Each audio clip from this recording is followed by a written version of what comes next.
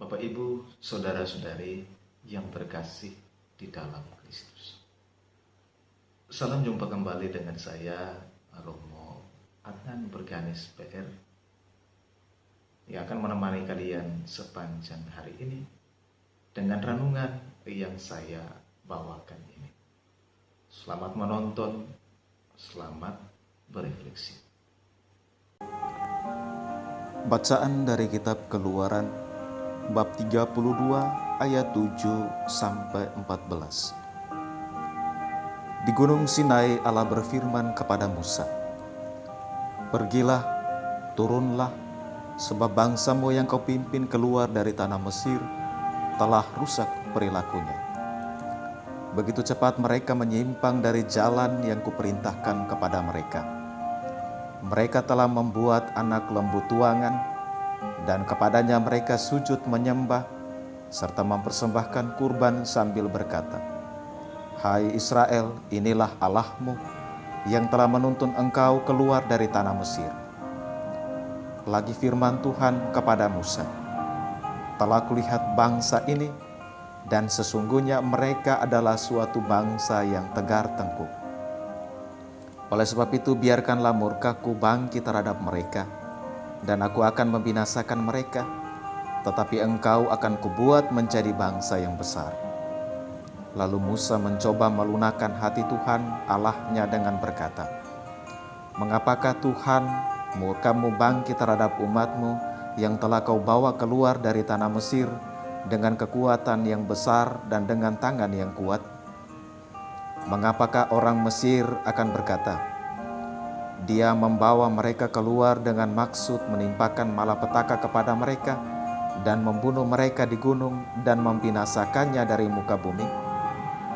Berbaliklah dari murkamu yang bernyala-nyala itu, dan menyesalah akan malapetaka yang hendak kau datangkan kepada umatmu. Ingatlah kepada Abraham, Ishak dan Israel, hamba-hambamu itu, sebab kepada mereka engkau telah bersumpah demi dirimu sendiri dengan berfirman kepada mereka, Aku akan membuat keturunanmu sebanyak bintang di langit, dan seluruh negeri yang telah kujanjikan ini akan kuberikan kepada keturunanmu, supaya dimilikinya untuk selama-lamanya. Dan menyesallah Tuhan atas malapetaka yang dirancangkannya atas umatnya.' Demikianlah sabda Tuhan. Syukur kepada Allah."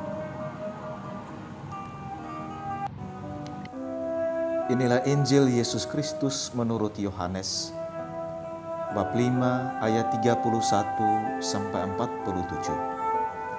Dimuliakanlah Tuhan. Sekali peristiwa, Yesus berkata kepada orang Yahudi, "Kalau aku bersaksi tentang diriku sendiri, maka kesaksianku itu tidak benar.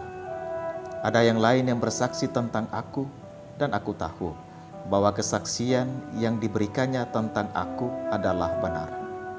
Kamu telah mengirim utusan kepada Yohanes, dan ia telah bersaksi tentang kebenaran. Tetapi aku tidak memerlukan kesaksian dari manusia, namun aku mengatakan hal ini supaya kamu diselamatkan. Yohanes adalah pelita yang menyala dan bercahaya, dan kamu hanya mau menikmati seketika saja cahayanya itu. Tetapi aku mempunyai suatu kesaksian yang lebih penting daripada kesaksian Yohanes, yaitu segala pekerjaan yang diserahkan Bapa kepadaku supaya aku melaksanakannya. Pekerjaan itu jualah yang sekarang kukerjakan, dan itulah yang memberi kesaksian tentang aku, bahwa Bapa yang mengutus aku. Dialah yang bersaksi tentang aku. Kamu tidak pernah mendengar suaranya, rupanya pun tidak pernah kamu lihat, dan firman-Nya tidak menetap di dalam dirimu, sebab kamu tidak percaya kepada Dia yang diutusnya. Kamu menyelidiki kitab-kitab suci, sebab kamu menyangka bahwa olehnya kamu mempunyai hidup kekal. Tetapi walaupun kitab-kitab suci itu memberi kesaksian tentang aku, namun kamu tidak mau datang kepadaku untuk memperoleh hidup itu. Aku tidak memerlukan hormat dari manusia, tetapi tentang kamu, memang aku tahu bahwa di dalam hatimu kamu tidak mempunyai kasih akan Allah. Aku datang dalam nama Bapa-Ku dan kamu tidak menerima aku. Jikalau orang lain datang atas namanya sendiri, kamu akan menerima dia. Bagaimanakah kamu dapat percaya karena kamu menerima hormat seorang dari orang lain, tetapi tidak mencari hormat yang datang dari Allah yang esa? Jangan kamu menyangka bahwa aku akan mendakwa kamu di hadapan Bapa. Yang mendakwa kamu adalah Musa, yaitu Musa yang kepadanya kamu menaruh pengharapan. Sebab jikalau kamu percaya kepada Musa, tentu kamu akan percaya juga kepadaku, sebab Musa telah menulis tentang aku. Tetapi jikalau kamu tidak percaya akan apa yang ditulis oleh Musa, bagaimanakah kamu akan percaya akan apa yang aku katakan? Demikianlah Injil Tuhan. Terpujilah Kristus.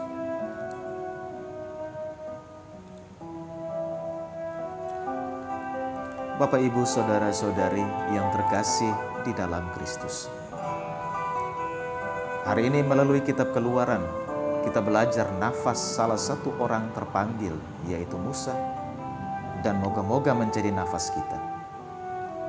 Musa diartikan sebagai saya mengangkat ia dari air. Musa hampir sama dengan Mesias. Musa dipanggil karena adopsi sebagai satu jalan transformasi. Musa punya latar belakang kaya seperti orang terpanggil lainnya. Orang yang dipanggil itu punya unsur kekayaan. Coba kita renungkan apa unsur kekayaan kita. Telusuri, pasti ada kekayaan dalam keluargamu, dalam genmu. Gen ini menghilang tapi nanti muncul kembali. Panggilan ini karena ada sistem gen. Karena ada kekayaan, maka Tuhan panggil. Musa dipanggil berdasarkan kelahiran. Musa itu pemimpin yang rasional, yang mistik, yang beribadah secara publik, yang yuridis, berpihak pada kebenaran hukum Torah Musa. Yang istimewa dari Musa adalah pemimpin yang menderita. Dialah yang tidak diizinkan Tuhan untuk memasuki tanah terjanji. Sekalipun Musa berjasa, tetapi tidak diizinkan Tuhan untuk masuk ke tanah terjanji. Karena Musa frustrasi dan tidak percaya pada Tuhan. Ada skandal semacam mempermainkan Tuhan di hadapan orang Israel. Namun Musa tetap selamat, maka menjadi representasi Ebed, hamba Yahweh yang menderita. Musa itu orangnya eksekutor, taat, pengabdi, ikut, dan taat pada kehendak Bapa. Musa punya jiwa bergulat. Satu filosofi yang terkenal dari Musa adalah let my people go. Artinya biarkanlah bangsaku pergi. Musa mendaki gunung Sinai dan bertemu Tuhan. Tuhan menampakkan diri kepada Musa karena memang Musa sudah matang. Tetapi sudah lama Musa belum juga turun gunung. Tuhan Allah tak kelihatan. Bangsa Israel menjadi bingung dan gelisah. Mereka tidak sabar lagi. Akhirnya mereka berubah haluan. Bukannya menyembah Tuhan lagi, melainkan menyembah patung anak lembu yang dibuat dari emas, seperti yang disembah di Mesir, daripada percaya kepada Allah yang tidak mereka lihat itu. Melihat tingkah mereka, Allah mulai marah dan menyebut mereka sebagai bangsa yang keras kepala. Tuhan menjauhkan diri dari bangsa Israel, bahkan mau membinasakan mereka. Tetapi Musa mendoakan bangsanya dengan menyebut mereka umatmu. Musa mengingatkan Allah tentang apa yang telah ia kerjakan, tentang nama baik Allah, dan tentang janjinya kepada bangsa Israel. Akan tetapi belas kasih Allah sungguh luar biasa. Hati Allah yang akan menghukum umatnya sanggup dilunakkan oleh permohonan Musa. Hal ini menunjukkan bahwa belas kasihan Allah lebih besar daripada murkanya. Kekuatan iman Musa mampu mengubah rencana Allah. Jadi, kekuatan doa seorang saleh diperhitungkan Allah dan mampu mengubah hidup banyak orang yang tidak benar. Bapak, Ibu, saudara-saudari yang terkasih di dalam Kristus. Dalam Injil hari ini Yesus mengkritik orang-orang Yahudi habis-habisan yang tidak percaya dan menolak pernyataan Yesus sebagai anak Allah atau Mesias, dan kehadiran Yesus adalah kehadiran Allah sendiri. Mereka hanya tahu siapa Dia secara manusiawi, maka pernyataan Yesus merupakan penghujatan terhadap Allah. Dan hukuman terhadap penghujat adalah mati. Yesus mengatakan bahwa Ia tidak pernah bersaksi tentang dirinya sendiri. Karena kalau Ia bersaksi tentang dirinya sendiri, maka kesaksian itu tidak benar. Yang bersaksi tentang Yesus adalah Bapanya sendiri. Tentu ada Yohanes Pembaptis yang mewartakan kesaksian tentang Yesus, dan kesaksian itu adalah benar. Banyak dari antara mereka yang sudah mendengar Dia dan menikmati terangnya. Namun mereka tetap tidak mau menerima kesaksiannya. Pada prinsipnya, Yesus tidak memerlukan kesaksian dari manusia, tetapi apa yang Ia sampaikan adalah agar mereka diselamatkan.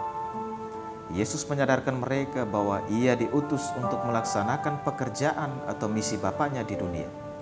Dan yang Yesus ajarkan itulah yang memberi kesaksian bahwa Yesuslah utusan dari Allah Bapa. Dan Bapalah yang memberi kesaksian tentang Yesus. Tentang Allah Bapa, mereka belum pernah dengar suaranya, belum pernah lihat rupanya, dan firman-Nya tidak menetap dalam hati mereka karena mereka menolak kehadiran Yesus yang adalah sebagai Mesias. Semua kesaksian itu mereka tolak, baik yang tertulis di dalam kitab suci maupun melalui Musa. Padahal mereka selalu membanggakan status mereka sebagai umat Allah yang pernah mengalami pimpinan Musa. Mereka juga rajin membaca dan menyelidiki kitab suci, tetapi menolak isinya yang utama, yang menunjuk kepada Yesus Sang Mesias. Yesus tahu bahwa di dalam hati mereka tidak ada kasih akan Allah. Mereka tetap menolak Yesus, padahal Yesus datang atas nama Allah. Mereka lebih suka menerima orang yang datang atas namanya sendiri. Mereka lebih senang menerima hormat dari manusia ketimbang mencari hormat yang dari Allah. Bapak, Ibu, saudara-saudari yang terkasih di dalam Kristus, kita ini orang-orang terpanggil karena kita sudah punya format, karena kita sudah punya gen panggilan. Belajarlah sejarahmu, karena sejarahmu adalah sejarah keselamatan. Sejarahmu adalah bahasa imanentik. Kita pun mungkin tidak diizinkan masuk ke tanah terjanji sekalipun kita berjasa. Sekalipun kita ini orang terpanggil, tetapi kita mudah untuk tidak sabar. Kadang kita sempat berpikir untuk berbalik dari Tuhan yang kita imani karena doa-doa kita dirasa seperti berlalu begitu saja. Mungkin kita pernah bingung karena kehadiran Tuhan yang tidak kelihatan dalam pergumulan hidup kita.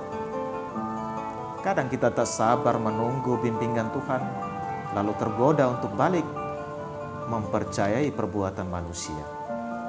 Namun, Tuhan meminta kita untuk percaya kepada perbuatan-perbuatannya dengan berusahalah untuk menaruh dalam hatimu kasih akan Allah. Kasih akan Allah dapat membantu kita untuk menerima kehadiran Yesus dalam diri kita. Karena Yesus adalah firman Allah yang hadir secara nyata dalam hidup kita setiap hari.